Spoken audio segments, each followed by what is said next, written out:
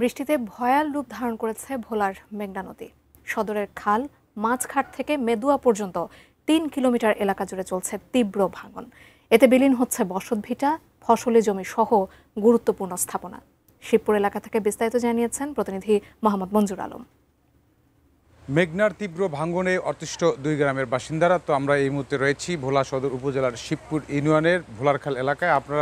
এখান থেকে আপনাদেরকে জানানোর চেষ্টা করব বর্তমান বর্ষা মৌসুমে যে পরিমাণ উজানের পানি বৃদ্ধি পেয়েছেন, সেই পানির কারণেই কিন্তু মেঘনার ভাঙন অত্যাধিক বেড়ে গিয়েছে। আমরা দেখেছি বেশ কিছুদিন আগে এই শিবপুর সহ মেদুয়া ইউনিয়নের বাসিন্দারা কিন্তু পানি উন্নয়ন বোর্ড ঘেরাও কর্মসূচি পালন করেছেন। তাদের দাবি একটাই, যে যতক্ষণ পর্যন্ত মেঘনার তীব্র ভাঙনের হাত থেকে এখানকার যারা বাসিন্দা রয়েছেন, বিশেষ করে ভোলা শহর রক্ষা বাঁধ এবং স্কুল কলেজ বাসিন্দারা যতক্ষণ পর্যন্ত এই ভাঙন কবলিত এলাকার জন্য পানি উন্নয়ন বোর্ড পদক্ষেপ গ্রহণ না করবেন, ততক্ষণ পর্যন্ত কিন্তু তারা তাদের এই কর্মসূচি পালন করবেন। আমরা পানি উন্নয়ন বোর্ডের সাথেও কথা বলেছি।